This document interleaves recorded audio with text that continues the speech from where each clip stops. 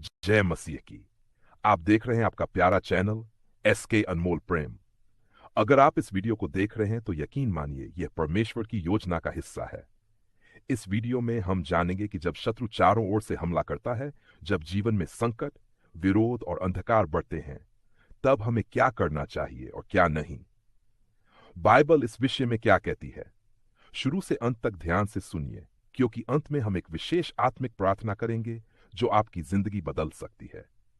Video को अभी like कर दीजिए, चैनल को सब्सक्राइब करें और इस वचन को अपने प्रियजनों तक जरूर पहुंचाएं।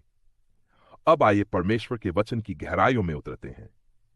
जब शत्रु आपके खिलाफ योजना बना रहा हो, जब लोग आपके खिलाफ षड्यंत्र कर रहे हो, जब जीवन में हर मोड़ पर विरोध हो, तो क्या करें?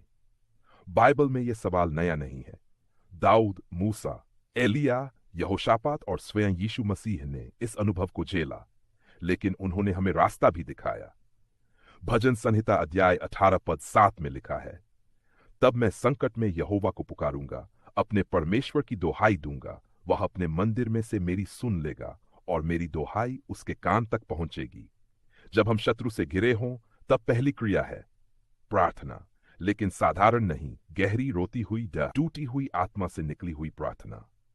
दूसरा इतिहास अध्याय 20 पद 12 में जब यहोशापात शत्रु से घिरे थे, उन्होंने कहा, हे हमारे परमेश्वर, क्या तू उनका न्याय नहीं करेगा? क्योंकि हम इस बड़ी भीड़ के सामने असहाय हैं और हम नहीं जानते कि क्या करें, परंतु हमारी आंखें तुझ पर लगी हैं। यहोशापात की यह प्रार्थना आज हमारे लिए आदर्श बन सकती है, क्योंकि जब शत्रु हमला करता है तो हथियारों से नहीं, आत्मा की नम्रता और विश्वास से लड़ा जाता है। भजन संहिता अध्याय 3 एक ऐसा वचन है जो अंधकार में आशा की रोशनी बनता है। चाहे मैं मृत्यु की घाटी से होकर चलूं, तो भी हानि से डरूंगा, क्योंकि तू मेरे साथ है।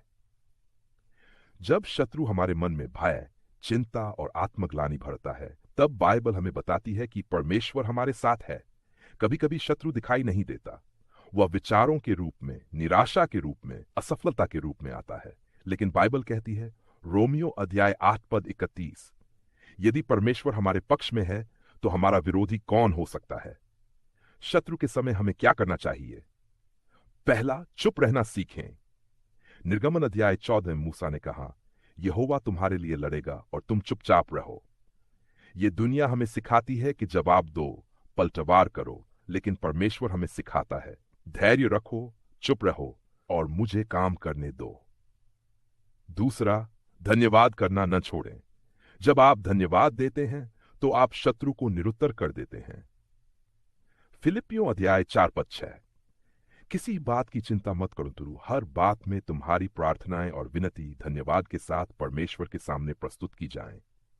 तीसरा, आत्मिक युद्ध करें। पद 11 से 13 तक लिखा है, परमेश्वर के सारे हथियारों को धारण करो ताकि तुम शैतान की युक्तियों के सामने स्थिर रह सको। इसलिए परमेश्वर के सारे हथियारों को ले लो। यह आत्मिक युद्ध है, प्रार्थना, वचन, विश्वास, धार्मिकता और उद्धार की टोप, ये हमारे अस्त्र हैं। चौथा, दूसरों के लिए भी प्रार्थना करें। जब आप दूसरों के लिए प्रार्थना करते हैं तो परमेश्वर आपके लिए खड़ा होता है।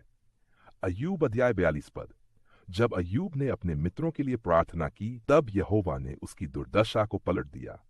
शत्रु के समय दूसरों के लिए प्रार्थना करना परमेश्वर को छूता है।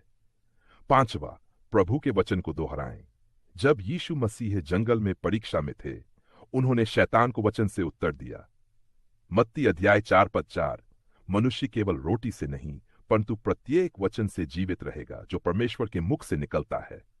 वचन बोलना, पढ़ना और विश्वास करना, यह हमारी आत्मा का रक्षा कवच है। अब कुछ आत्मिक उदाहरणों को देखें। जब शत्रु साउल के डर से भाग रहा था, उसने प्रार्थना और स्तुति से शत्रु को हराया। एलिया ने जब डर के मारे जंगल में आत्महत्या की भावना से भर गया, तब परमेश्वर ने उसे विश्राम और नया उद्देश्य दिया। यहोशापात ने जब स्तुति करने वालों को सेना से आगे रखा, तो बिना एक तीर चलाए परमेश्वर ने शत्रु को पराजित किया। परमेश्वर आज भी वही है, वह बदलता